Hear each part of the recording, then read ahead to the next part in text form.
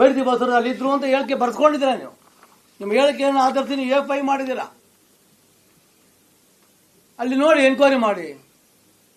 Police ಅಂದ್ರೆ ಅವ್ರ ಹೇಳಿಕೆ ಅಲ್ಲ, ಇದಾರ ಇಲ್ವಾ ಅಂತ ನೀವು ಸಿಸಿ ಕ್ಯಾಮ್ರಾದ ಮೂಲಕ ಬೇರೆ ಮೂಲಕ ಆ ಟೈಮಲ್ಲಿ ಬಸವರಾಜ್ ಅವರು ಎಲ್ಲಿದ್ರು ಅಂತ ನೀವು ಎನ್ಕ್ವೈರಿ ಮಾಡಬೇಕು, ನಿಜಾನ ಸುಳ್ಳು ಅಂತ.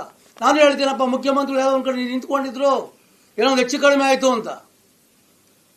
ಬಿಜೆಪಿ ಆಫೀಸ್ ಮುಂದೆ ಕುಕ್ಕರ್ ಬಾಂಬ್ ಹಾಕಿದಾಗ, ಇದು ಒಂದು ಬಾಂಬ್ ಇದ್ದಾಗ ಯಾರೋ ಮಂತ್ರಿ ಇದ್ದು ಅಂತ ಹೇಳ್ತೀನಿ, ನಂಬ್ತೀರಾ ನೀವು?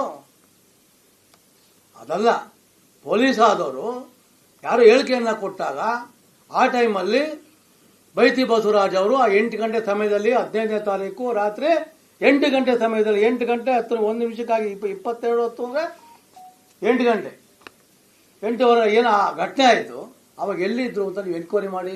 ಅದ್ರ ಬಗ್ಗೆ ನಾವೇನು ಮಾತಾಡಲ್ಲ. ಯಾರೋ ಹೇಳಿಕೆ ಮಾಡ್ಕೊಂಡಿದ್ದೀರಾ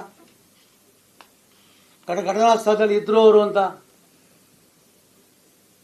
ಘಟನಾ ಸ್ಥಳ ಇದರ ಅಂತ ಹೇಳಿಕೆ ಮಾಡಿ ನೀವು ಮಾಡ್ಕೊಂತು ಅಂದ್ರೆ ಎಷ್ಟು ಸಮಂಜಸ? ಅವ್ರ ಹೇಳಿಕೆಯನ್ನ ಕೊಟ್ಟರು, ಅವಾಗ ಹೇಳಿಕೆಯನ್ನ ಕೊಟ್ಟರು, ಮತ್ತೆ ಚೇಂಜ್ ಮಾಡೋರು. ಹೇಳಿಕೆಯನ್ನ ಕೊಡ್ತಾರೆ, ಸಮಯ ರಾತ್ರಿ 8 ಗಂಟೆ 10 ನಿಮಿಷ. ಸುಮಾರು ಯಾರೋ 8 ರಿಂದ 9 ಅಪರಿಚಿತರು ವ್ಯಕ್ತಿಗಳು ನನ್ನ ಮಗನಿಗೆ ಲಾಂಗ್ ಮತ್ತು ಮಚ್ಚೆಗಳನ್ನು ತಗೊಂಡ್ಬಂದು ಅವತ್ತು ಬಾಗಿಯಾಗಿ ಹೊಡೆದ್ರು. ಅದಾದ್ಮೇಲೆ ಬೈರತಿ ಬಸವರಾಜ್ ಅವರು ಕೂಡ ಉದ್ದೇಶಕ್ಕೂ ಹೋಗಿ ನನ್ನ ಮಗನಿಗೆ ಇದು ಮಾಡಿ ಬೈರತಿ ಬಸವರಾಜ್ ಕೂಡ ಅವ್ರ ಮೇಲೆ ಕ್ರಮ ತಗೋಬೇಕು. ಹೊಡೆದವನಿಗೂ ಬೈರತಿ ಬಸವರಾಜ್ ಏನು ಸಂಬಂಧ ಇದೆ?